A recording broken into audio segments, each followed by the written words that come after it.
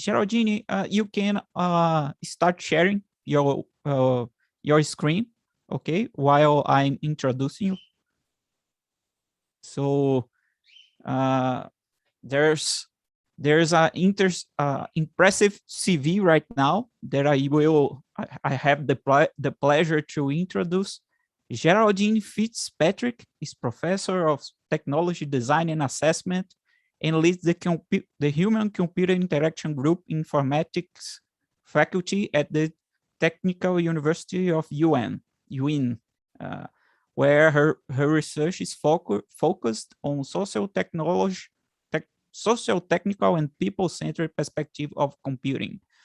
She is an ACM Distinguished Scientist and ACM Distinguished Speaker, and an IFIP Fellow and IFIP TC13 Pioneer Award recipient. She has a diverse background with a PhD in computer science and electrical engineering from the University of Queensland. She has a master's degree in applied positive coaching psychology from UL, and international experience in academia and industry in Austria, the UK, and Australia. She also has a prior career as nurse and midwife with leadership roles in hospitals and private practice contexts. It's similar. My wife here also, she's a nurse, and we share a lot of knowledge in this area too. So it's really familiar to me. She's passionate about how we can craft better academic culture, and toward this, hosts the Challenge Academic Life podcast series and delivers academic career development and leadership development consultancy training and coaching internationally. You can find the link at the website of CBSoft to subscribe to the podcast. So it's a great pleasure to introduce her in this important topic, crafting your academic life. Geraldine, please welcome. Thank you. Thank you very much for that. And for some reason, my video isn't sharing here, so I'm reconnecting. Here we start again. So I'm very happy to be here and miss being with audiences face to face. So can I invite you to log on to Mentimeter? I've provided the code here into the chat window, and I just want to ask a couple of quick questions to get a sense of who you are, who the audience is. So you go to menti.com and you can enter in that code 928544754, as you can see on the screen here. Or I also copied in a direct link that I think might be higher up in the chat. I can't see it now.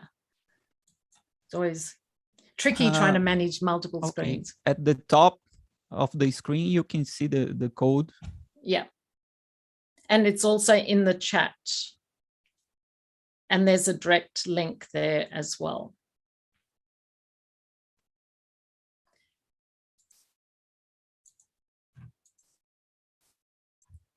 Oh.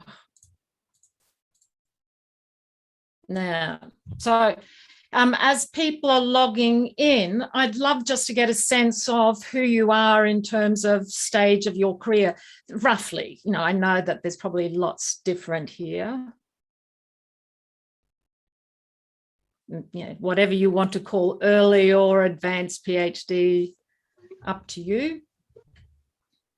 And you will be logging into another device or window to enter in your answer to these questions. It's all anonymous, not captured at all. And what I'm displaying here are the cumulative results as they come on. And there's a master's student as well. So sorry, master's student, sorry, Lavinia. You can add to the blue column. How about that? Okay, you can call yourself an aspiring PhD student. So it just gives us a sense. So we have predominantly people who are in PhD program, and then some people who are post-PhD at different stages of their career. So the next question, and this is a word cloud. What do you love about the job that you're doing? You know, whether it's as a student or an early career or a faculty member, this can take, you can put in 1 or 2 words, and as words get repeated, the word will increase as well. And if it's easier for you to do it in your own language, feel free. It doesn't matter that I can't always understand it. So it just gets a sense of the room. So freedom, the freedom to do things, the challenges, the flexibility, curiosity, learning, my family, traveling, the ability to travel, although not so much lately, hey. So the challenge and flexibility and learning are things that lots of people are really loving about what they do. And we can see that lots of the other words around discovery and and things relate to the learning and the challenge. We see also lots of words that relate to the flexibility as well around autonomy and that. So interacting with students, understanding, mentoring, industry interaction. It's a whole lots of things. And if you look across this list, I'm sure you would connect to some of them and maybe not all. And that's going to be one of my messages. And I think it's lovely following on from Alessandro, because he talked about there being all flavors of greatness.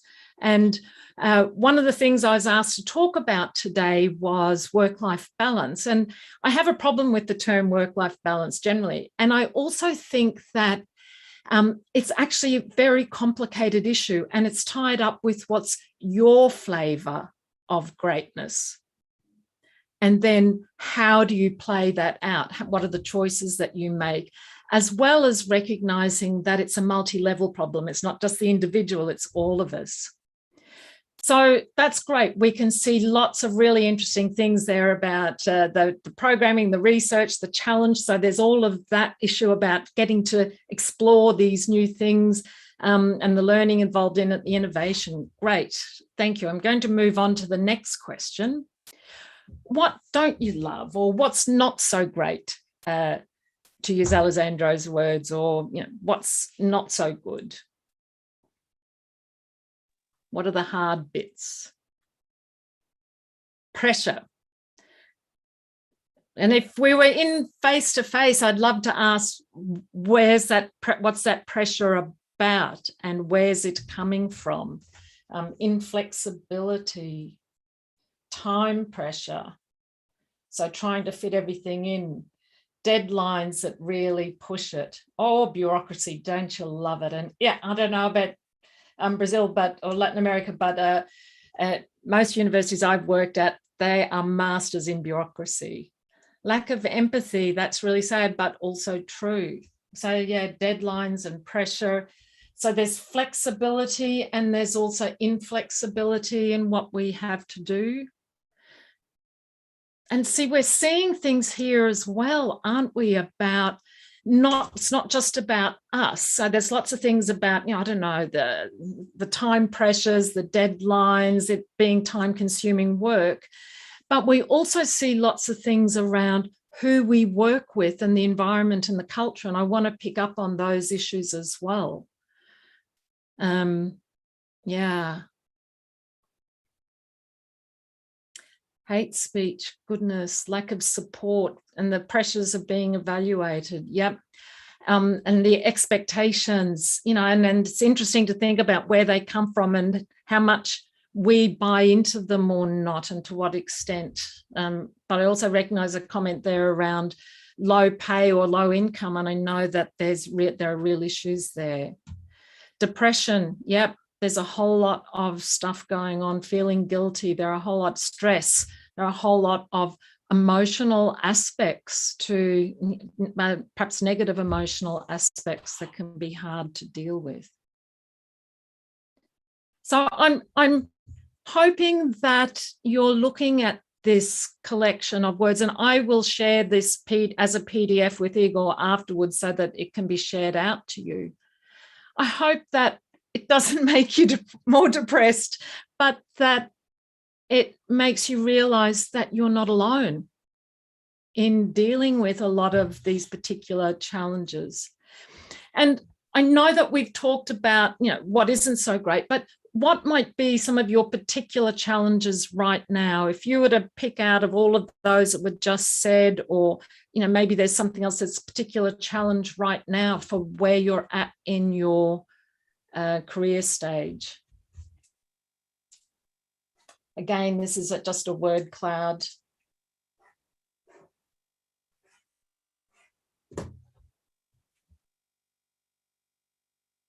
And if this is too hard, we can just leave it, because I think we have a good sense of the room. Why don't, in the interest of time, why don't we just leave this now? I'm going to stop sharing my window and start my PowerPoint. I do need to start my PowerPoint before I open it into a full screen, because otherwise it crashes. So are you seeing my note screen or my presentation screen there? I think it's your note screen. My note screen. Let me just swap displays. Is that better? Yep. Okay. It's the presentation right now. Great. So we've done this, and that's really good for me, because it just gives me a sense of the room, and it also, I can connect to, you'll see some connections to what I want to talk about.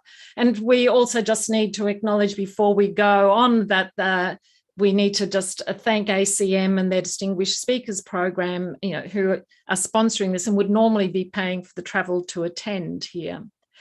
I thought it could be useful. I know that there was a CV read out, but just I do come from a very mixed background. So I do have a computer science degree, and I have played out my career as a computer science, and I do work in a computer science informatics faculty, but I have played out my career in very different ways. I've worked in research centres.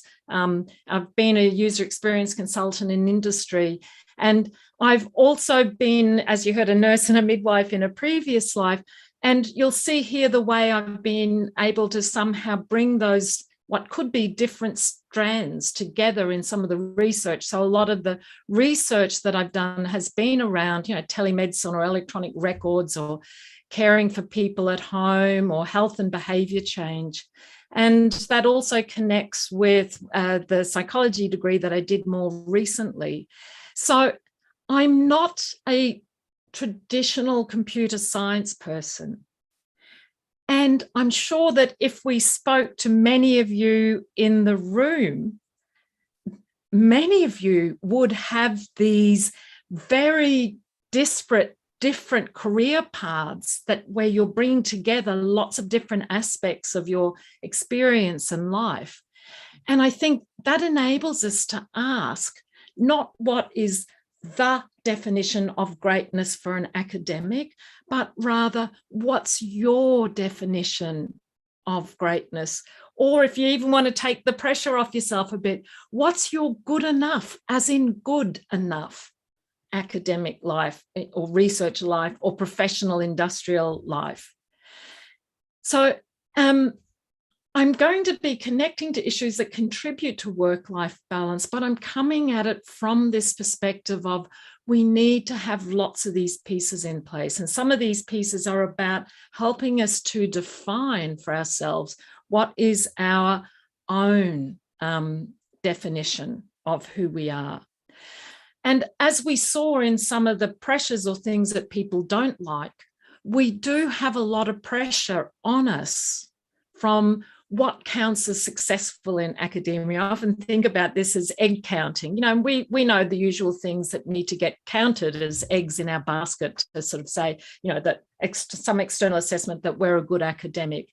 And we reflect that in our profiles on our web pages. So this is an old profile. I'm going to come to my newer profile soon, but we say I am a full professor, and I have this award, and I do this and I do that, and we very much often define ourselves in academia by these measures that other people have imposed on us.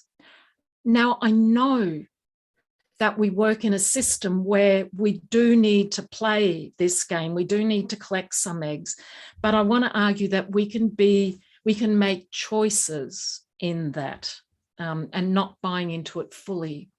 Because I think if we only bought into the external version of what makes a great academic by some idealized notion, we think about breeding this super chicken academic. And I haven't got time to tell you the story now, but there's some great research by an animal researcher, William Moore, in the 1990s, where they were trying to increase the breeding capacity of hens, and they pulled out all the super chickens from each flock and put all the super chickens together and thought that'll give them loads and loads of eggs. And it didn't. They were all killing each other and eating each other's eggs. And, the ones who survived, who weren't killed, were really in poor condition. And the chickens, they ended up trying a new strategy. And the chickens that produced the most eggs and the best eggs were when they brought together groups of chickens, like not the super chicken, but the super team of chickens. And there's something about that we can really think about for academia as well. What might that mean? Because what's happening as we keep focusing and we keep taking on the pressure to be the ideal super chicken academic is it has incredible impacts on our well-being. And again, we saw that in your Mentimeter responses to what's not working so well. So you are not unusual in feeling stressed and feeling the pressure of the work demands and the performance criteria of worried about uncertain career paths and low income, the challenges of balancing work-life balance, and the mental health issues, particularly among student populations and actually among all levels of academia. And I deliberately have old research here. Susie Adel should not be 2009, it should be 2009, or even 2019, I need to check that. But the point is, we know that the situation, whatever the state of the world, academic world was in those publications, it has increased exponentially as increasing numbers of studies are showing us that we're getting increasing levels of stress, increasing levels of mental health issues. Now, why is this important? Of course, it's important for individuals, but why is it important for what you said you love about your work, the challenges, the researching, the learning, the innovation, the solving difficult problems? Because we are working in an era of technology where we are radically changing society through our technology, and we're dealing with technologies that are increasingly entangled in all aspects of everyday life. And we know the way it's impacting not just how we, do our banking or whatever, but it's impacting what democracy means, what creativity means, what social connection means.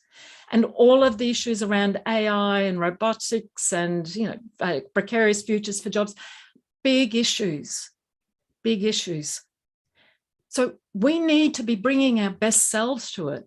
And one of the podcast interviews I did in 2019 was with Moshe Vardi, and he talks about from the perspective of, realizing recently that computing is not a game.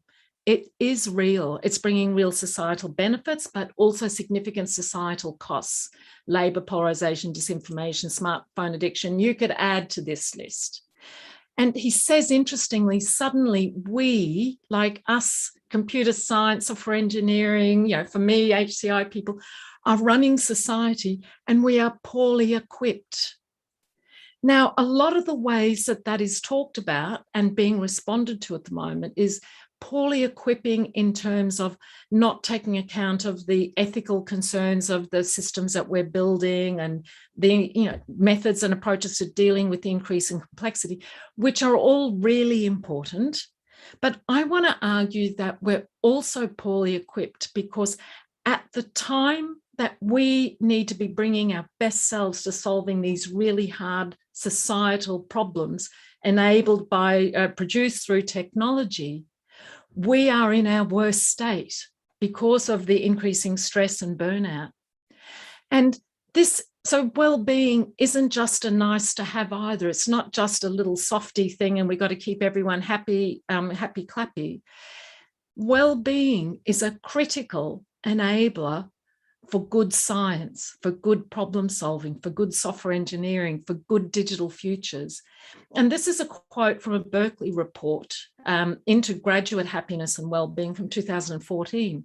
And it says, far from diverting attention from academic and research priorities, well-being is a critical enabling condition for academic success.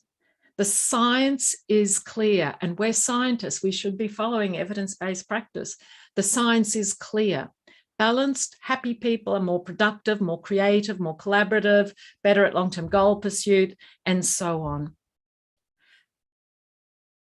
So how do we take this very seriously?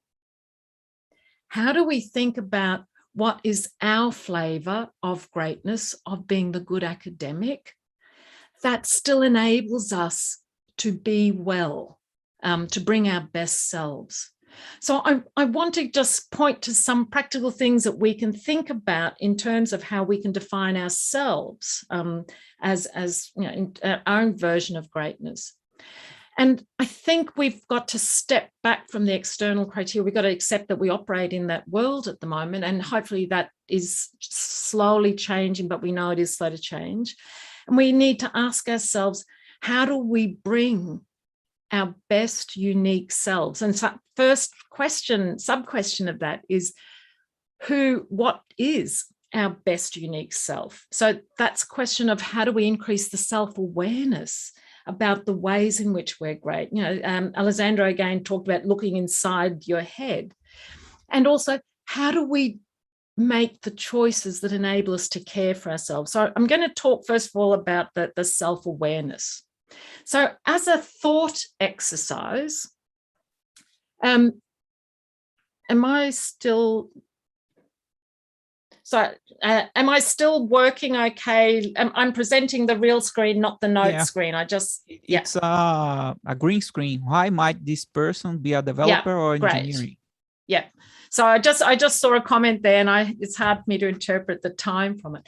So into the chat box, just imagine that you're a software engineer, developer, or whatever, and you've been working on it, or someone's been working on a project to develop an innovative smart prosthesis for people who've had their leg amputated.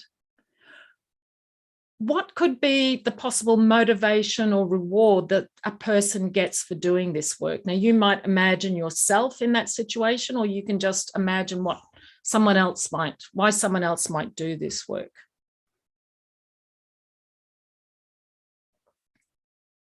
So any thoughts, just throw them into the chat.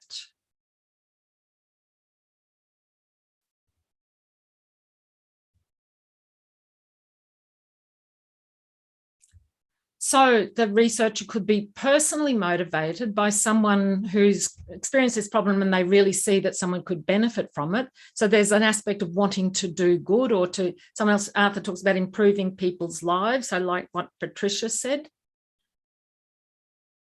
So there's also something about I want to improve individuals' lives, and then there's a slightly different twist on that, is I want to make the world better, bigger social impact. So it's still wanting to have an impact, but it's sort of thinking about it at a grander scale. So there's issues about where we think that level of benefit might be received to improve accessibility. So it might be much more about the accessibility aspect. It could be the innovation, like creating something really different. So someone's driven by the creativity aspect of it, the innovation. I can do a different solution than anyone's ever thought of before. Making other people happy. Exactly, Diego. Money. It could be, I think I could make $1 million from this. I could have a spin out and rip, I could make a lot of money. It could be that I'm driven by making a task easier.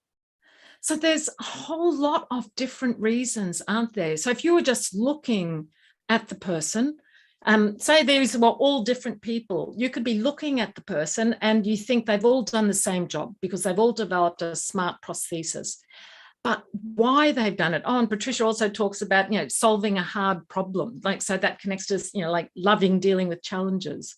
So I love all those answers. So there's something about looking beyond what people do to why they do it, and recognizing that you can still look like you're all doing the same thing, but you have very different motivations. And we can go back to thinking about, what do you love about being a researcher academic? We won't do the quick brainstorm in the chat now because we've done it in the Mentimeter poll. But if you go back and think about that, there were lots of different things that people loved. And I'm sure if you went back, it's too hard to flip screens now, but if you went back, you would look at that list, that cloud, and you'd go, yes, yes, yes to some of them, and others you'd go, no, that's not me at all. And that's great to know what it is that drives you. And there's a lovely quote from Jonathan Fields, who talks about, to think about the fact that there's a difference between a role or a title and purpose. So he talks about it in language of purpose. I can also talk about it in why. So he uses the example of an academic. Multiple people might be called an academic. For some, as we've seen reflected in your answers, solving hard, complex problems. For others, it might be about shaping the leaders of the future through teaching. And we saw that as well in your what you loved. And for others, it might be more about the creativity aspect or exploring new horizons. Same role, but motivated by a different sense of purpose. This also says that you might change your role, change the hat you're wearing, but even moving to a different job, a different role, you're still likely to seek out ways to connect to that same sense of what drives you. So if you're the one who always loves being creative, let's say you left academia because you couldn't find a permanent job and you went and worked in industry, you would find yourself shaping your job to be connecting to doing more creative stuff or to doing more solving hard problems and so on. And so we can talk about what's your why. And that's connected to what's the difference you want to make in the world? What's the mark you want to leave? And recognizing, as Jonathan said in that quote, there's lots of ways to do it. It's not tied up directly with your role title. Now, he has a particular, you can do this as an online questionnaire, and he'll tell you what your primary and secondary drivers or sparks are, but and then what's your anti thing. So you can have a look at this list, and I'm sure we don't have time to go through it, but if you look at, the maker driven to create, the scientist, who's driven to solve. Now, these are just funky labels that he's put on them, but the point is that, that person who just loves the creativity aspect, he'd label the maker, or the person who loves solving hard problems would be the scientist, or the person who just loves learning, or the person who just loves distilling simplicity and order out of complex information, and so on. So I'm sure if you were here and if we were face to face, I'd get you to put your hand up to say, which one do you think you might connect with most, just off the top of your head? And if you're interested, you can go and take his survey. Again, just another way of saying to you that it's okay to be different. It's okay to be you, because connecting to what is your driver, what's your why, is how you will find your path to greatness. And tied in with that are the values that guide and shape all of our decisions.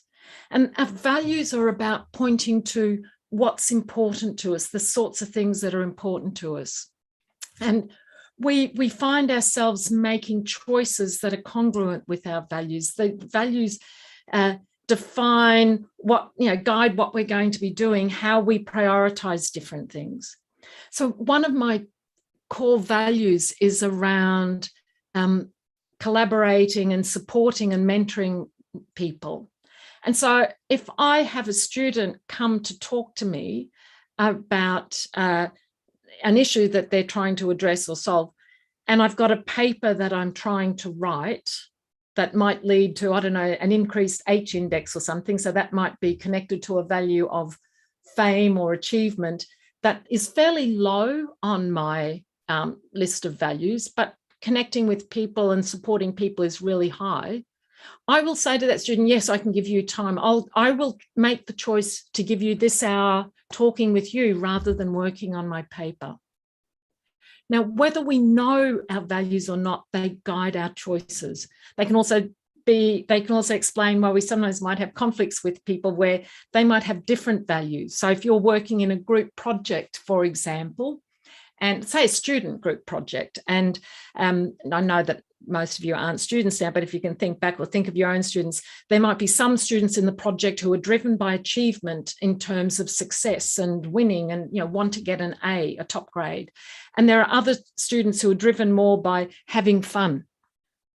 And yeah, if they get a good grade, that's okay, but they'd rather just work in a group and have fun. So you could see how that could create some tensions in the group, in how the group operates. So we operate by values. So it's worth taking the time to think about what your values might be. And there are lists you can find on the web that you can look through and just see what connects, or there are online questionnaires as well. The other thing that's really important for trying to think about what's our own flavor of greatness is what are our strengths. So we've got our why, like our grand or overall purpose, and we've got the values that point to what's important in helping to drive decisions. And strengths are sort of like our superpowers. They're what we not just like doing, not just what we're good at, but what we like doing. So I was good at programming because one of my values was conscientiousness, and I would put in the work that was needed to do it. But I didn't love programming. It drove me potty that I could spend days trying to find a missing semicolon. So programming, while I'm good at it, not that I remember too much now, it's not one of my strengths. So a strength is something you're good at and you like doing it. You get into a flow. You just feel like you're at your best when you're doing it. It's really energizing and enjoyable and engaging. And so it's worth thinking about what are your superpowers in terms of your strengths, because these are your strengths. And what's ironic about this is because they come so naturally to us in the way that we feel energized by them, we often take them for granted and just think everyone should be able to do them because they come so effortlessly in some way. But that's not the case. So it's worth, again, there are loads of tools that you can use online or books you can read and things to help you think about what might be your strengths. So this is one example from the Clifton Strengths people that's more directed at teamwork. And so they argue that, a good team, people know what strengths they bring to the team and how the team might work together and how they might contribute to the effectiveness of the team. So you probably want someone in, you might look at these. So the red strengths here are under a bigger bucket of strategic thinking, and say the blue ones, relationship building and so on. So again, I'm sure you could look through some of these and think about which ones are more like you, which ones are you more oriented to. So I would be low on the strategic thinking, but I'd be high on the relationship building and influencing. And so if I want to work in a team, I need to try and make sure that I have people with complementary strengths around strategic thinking, because just like the chickens that do best when they're in the super group, this is how we create our super groups, bringing together everyone's particular flavor of greatness. And we won't go into the details here, but there's a whole lot of research from study after study in all sorts of different contexts that says people who know and use their strengths more and more deliberately are happy, healthier, more creative, and so on, in all sorts of ways. So they're just some pointers for how you can start to identify your flavor of greatness that Alessandro talked about. And then there's the bit about the self-care. How do you bring your best self? So this is where we might connect more to some of the work-life balance, but I'd much rather talk about integration or fit or love-loathe imbalance. So if you think of those two Mentimeter screens about what you love and what you don't love, how can you fill your days with more of what you love and less of what you don't love? How can you get that imbalance right? Or how can you integrate all aspects of your life that are important to you? Because it's not a simple matter. So we might think about, for example, what are the aspects of our life that are important to us? And some of these, will connect to values as well. And then we can think about to what extent do our current choices honor our values and give the proper time, and not just absolute time, but mental attention. How much are we giving proper attention, time to all of the areas that are important to us?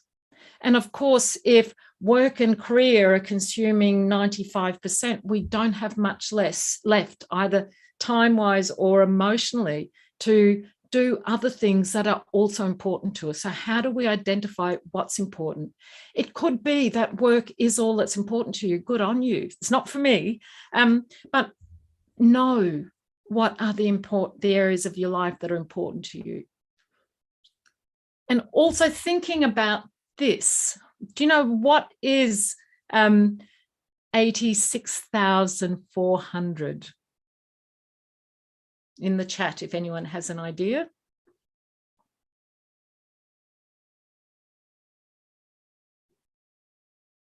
Not quite life expectancy, no. Well, that'd be interesting to do a calculation of. Any other thoughts? Hours in a year, time to work, getting there, close, seconds in a day. Thank you, Letitia. And Tiago, seconds in a day. So one of the things we need to think about is what are the things we have control over? And this number we have no control over. This is fixed, 86,400 seconds in a day. What we do have control over is how we choose to use every single one of those seconds. And this is where it comes to, what are we saying yes to? Now, I know a lot of people frame it in terms of we've got to learn to say no more, but I think if we don't know what we're saying yes to first, which goes back to what are those important life areas, what are your values?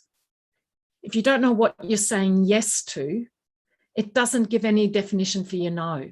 So if you're saying yes to these other things, you're saying that this already takes X seconds or whatever. Like, I know you're not going to count it by seconds, but so, I need to say no to this. So, and also recognizing that every time you say yes to anything, you're saying no to something else. Or saying no to something is saying yes to something else. They're tied up with one another. There is always a trade-off. Always a trade-off.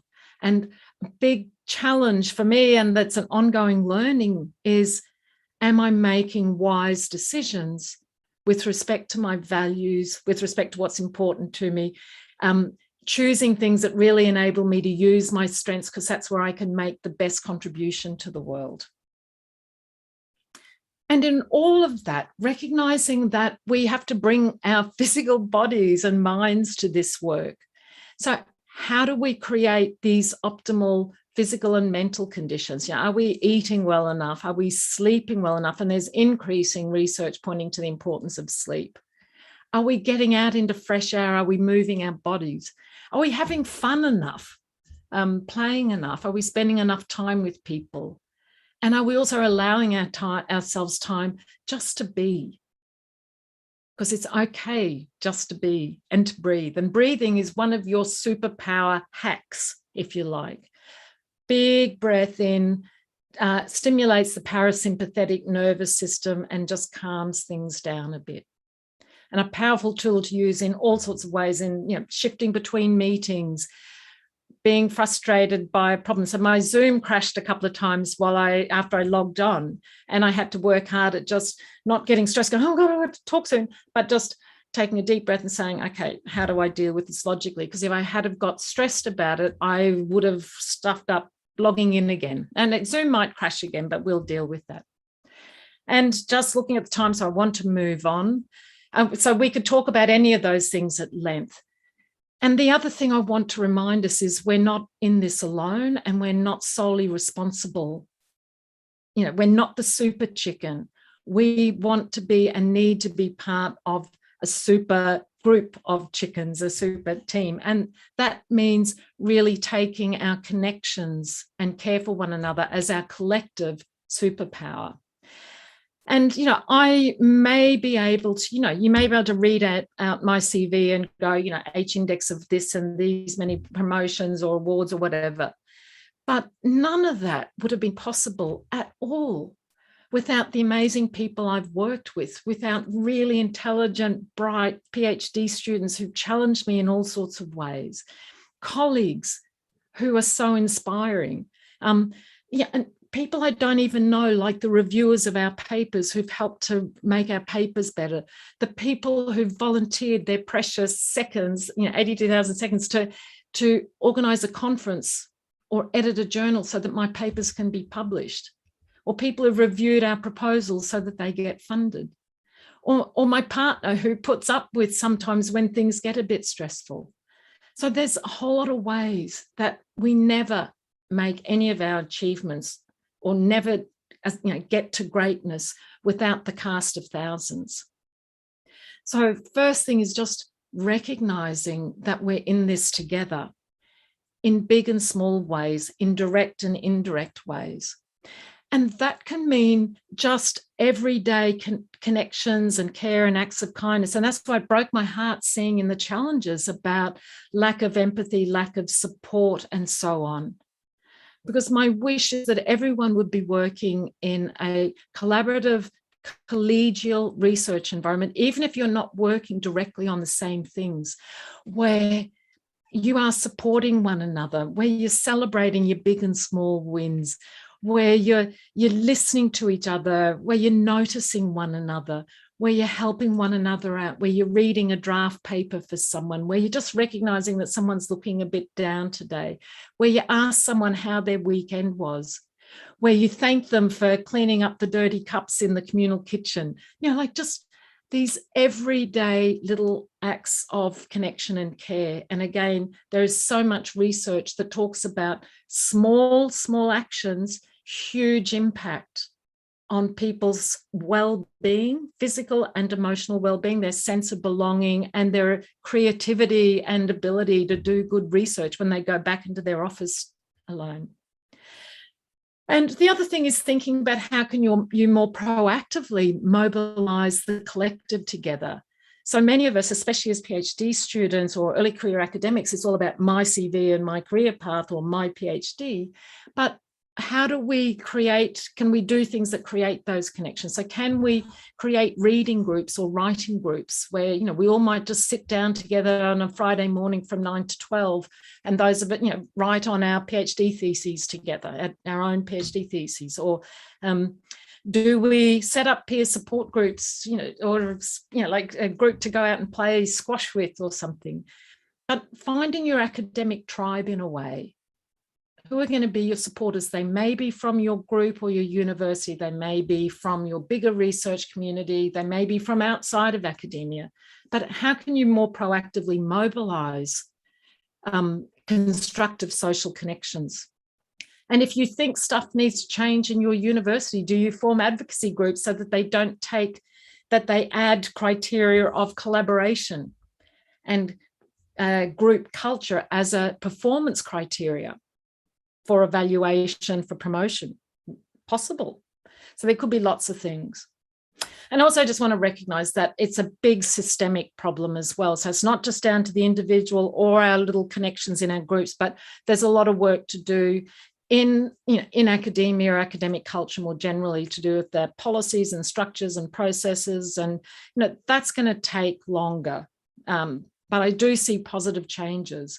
And there's a lovely chat with Alex Taylor who talks about how do we create opportunities and spaces to do academia differently at this bigger systemic change level.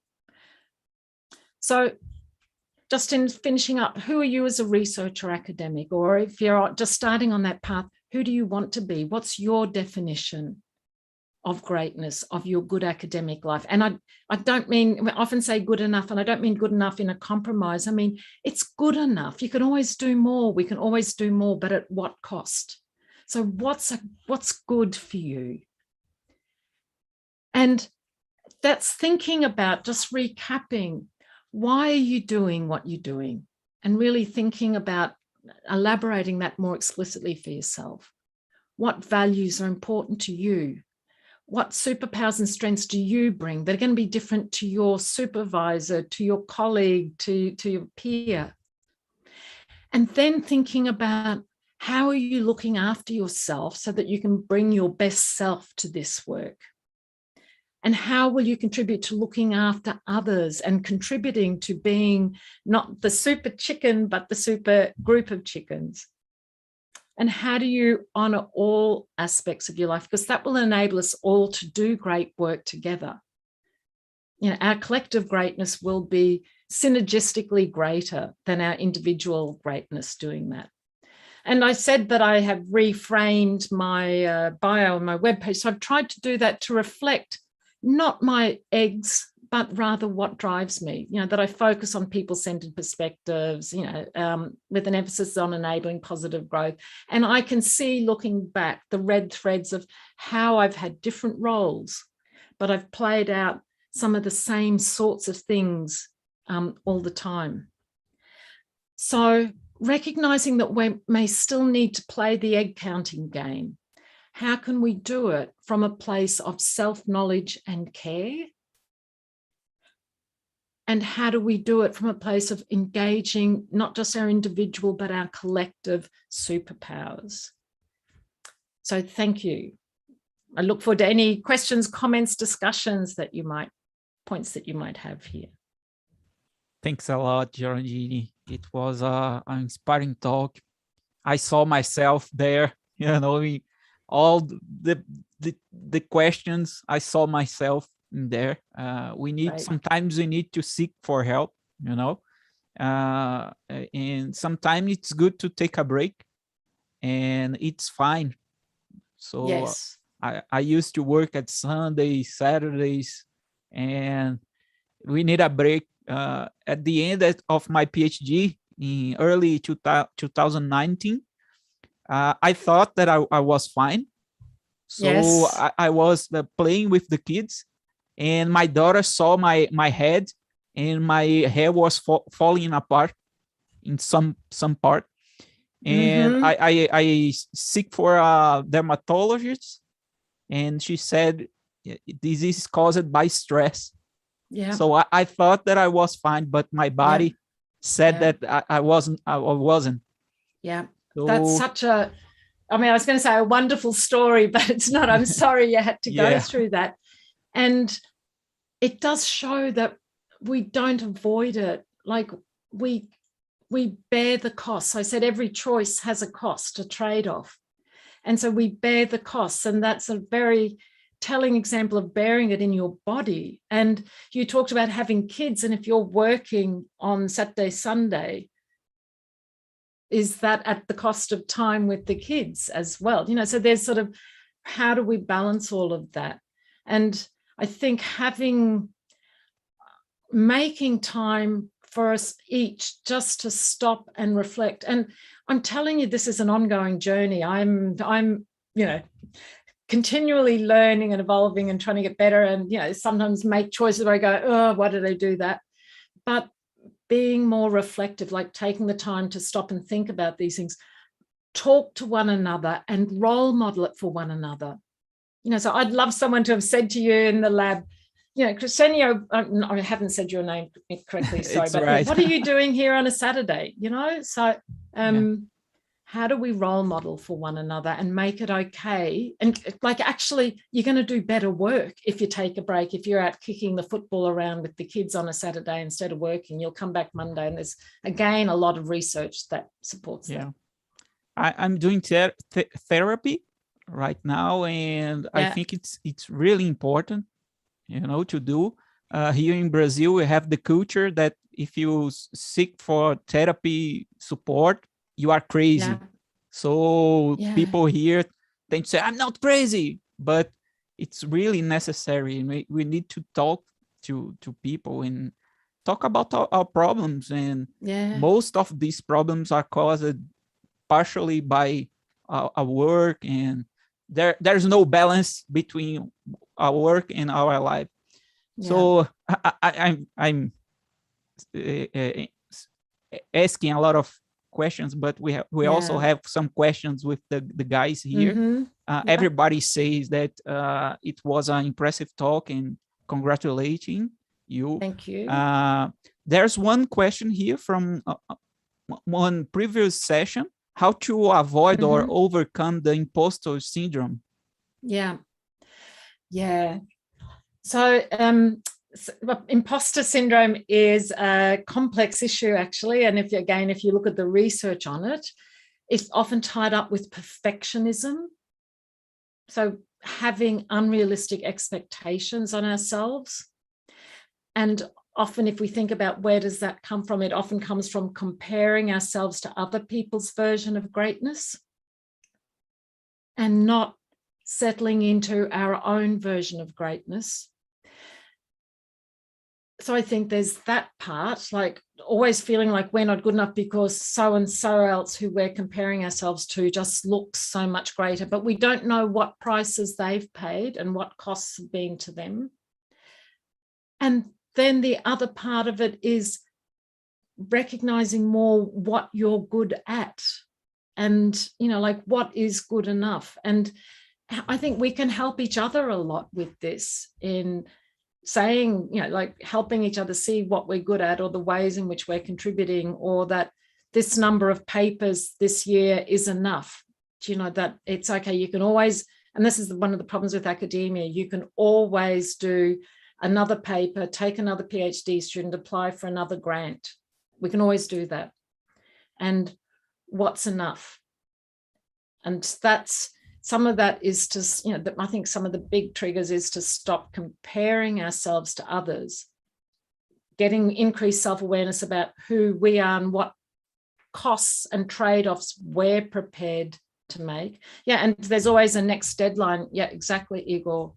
I always remember in the conversation with Saul Greenberg in the podcast chat, he talked about a time when he was writing a paper for a conference deadline and his kids were outside playing, or I've forgotten the details, but they were going to a party or something, and he had said he couldn't go because he had to do this paper and it was on a weekend. And then he said to himself, what am I doing here? And he shut his computer down and went to the party or went out and played with the kids, because he realized that there's always another deadline. There's always another deadline. And in fact, you may actually do a better job of the next paper if you're bringing a less stressed self to it. I am a musician, so I used to play guitar, drums, and I also have a band. So I used to blame myself when I played the guitar, because that time I had to do my PhD work. So I avoid playing, I avoid doing things that I like to do, like surfing. So I was avoiding surfing because I had to focus on my PhD. Have to do my PhD. And you can feel it in your body. You have to do my PhD. I can't do surfing. And yet if you went out surfing, just that getting in the zone, the movement of the body, nowadays, the fresh air. I think it's saved me, surfing. Yes, lovely. So and playing some guitar and some drums saved me from this moment that I was so stressed about. I think that's so important. And the nature of the work that we're doing, again, there's a lot of research that points to the value of that mulling in the back of your mind. So you're out surfing, the challenge that you're trying to solve is still mulling, and we're more likely to come up with better solutions, not thinking directly and trying to solve it, but actually just stepping back from it and letting our subconscious make the neural connections and come I to had the aha ideas moments. coming out of the shower. So, Yep. oh my God, I have an idea. Yep. So, Yeah. Yeah. so in Perfect. this moment, Yeah. it's really necessary. So you guys do the things that you love, and ideas came from it. So Yeah. we have another question from Jose Yes. Aldo. How to balance competitiveness and altruism, like really caring about others in academia? Yeah. I know, and that's a really hard question, and you don't want to be the person who's taken advantage of, who spends all the time reading everyone else's draft of a paper and not getting your own written. And again, I think some people like Anna Cox, for example, tries to set up a plan for what they want to do or achieve, beforehand, and also when they take on a job, time blocking things. And I'm not so good at the time blocking, and I need to get better because I always underestimate, but they do work out what they want to prioritize and actually try to block time in their diary as well, and allowing time for other things. So I think it's recognizing that it's okay to prioritize your own needs as well, whether that's I need to get this paper written, or it's I have chosen to decide that it's really important for me to get a paper in this conference if I can. So I'm choosing to put in the effort to that. So if you're choosing to do it, go for it. And prioritizing your own needs in amongst of everyone else's is fine. And if hopefully we can all be looking after each other, it's not relying on one person to be the altruistic group savior and everyone else sucks the life out of them. But it is a challenge, and I think again it's that time to stop and reflect. Very nice. We have one last question from Armando. Armando is a dearest friend from Pernambuco, and he asked how to balance the work and family. I think you already talked about it, but I think it's about some tips and tricks, to work on this balance. Yeah. I'd recommend the podcast chat with Evan Peck, as an example of someone who's made very deliberate decisions, because when he did his PhD, it was at a research intensive university in the US, and he recognized that there was external pressure to go for a postdoc or a tenure position at a research intensive university. He also saw that what might be needed to be competitive in that situation when it came up for the tenure review. And he really cared about his family and where they lived, and he also really loves teaching, and he had been told that if he was going to be an excellent researcher, he shouldn't care about teaching, he should just get it done. He made a decision to go to, I can't remember whether it was a community college or whatever, but not a research intensive university, moving his family to a small town where the emphasis of the job is on teaching, and he's as happy as anything.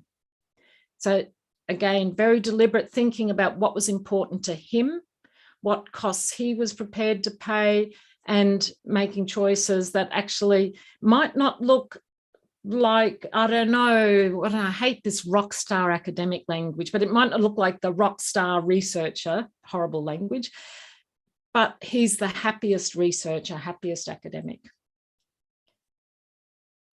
So I missed one question. I know that we already fulfilled our time, but can you answer us one more question?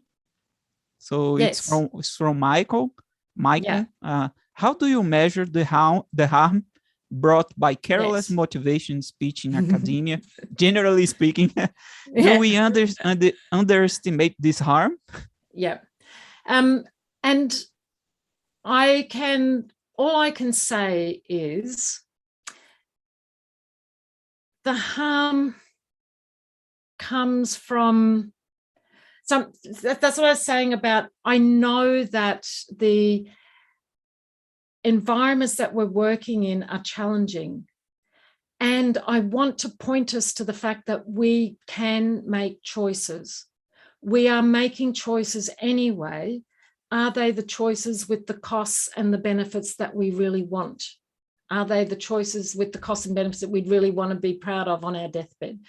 And I know from working with and mentoring academics at all different stages of their careers and across the world that there are possibilities for doing academia differently and still be succeeding according to the egg counting. Again, I could point you to the conversation with Ali Black, just as another example, who was really struggling getting tenure, had a really hard time, connected back to the things that she cared about, which is about working with, in women's groups and writing, and ironically ended up getting all the eggs she needed to go for tenure. So in a short talk like this, something like this can sound very aspirational and motivational. And I can tell you that with ongoing life, ongoing daily work at an individual level, it is possible. It's not just motivational. You're paying the costs of choices anyway. How can we be more explicit and deliberate in those choices? Yes, it's very hard to deal with these questions, and we need to seek for help, sometimes. And yes, Geraldine, really thank you for this presentation. It was very inspiring. We need this. We need to discuss this in our community, with our friends, with our colleagues, and it's extremely necessary. yes. I also want to thank Igor for the invitation to be here, to reserve a lot of time to make this school happen. I remember in 2017, we were working on our PhD, and we had a moment really similar to like this, and it's very nice to be part of this moment. Thank you guys for the questions. Thank you. And could I just say one more very quick thing, especially to Maikon's comment, that a lot of what I've talked about is evidence-based. I have not presented it all here, but it is backed by research evidence. So it's not just, happy clappy. Yeah, we are taking the links to all the talks on the podcast. So we will listen to it, and thank you again for this moment. Thank you, everybody. So Igor, if you want to end the session, it is with you. Yeah. So I'll just echo everybody here, Geraldine. It was great. It's always great and inspiring to hear you. The first thing that I had in my mind when the special interest group here invited me to chair this was, we need to invite Geraldine to talk about this whole thing. So I tried to make this school less of a technical, hands-on kind of how to conduct anything, and more like what you need for your career. So if you look at the talks, there is like one or two that are about like how to make robust or everything, anything like that. And I think this talk is really inspiring. And having Alessandro and you just after that was like, right. I felt that there was a great connection between the talks. Yeah, so I would like to thank you once again, and thank again ACM Distinguished Speakers Program and ACM SIGSOFT for enabling this to happen. It was really great. And I wish we were in person now and we could go to somewhere to the lobby and kept chatting, but unfortunately we could not. I hope to see you soon in person. And thanks everybody for being here. And it was great. Thanks everyone.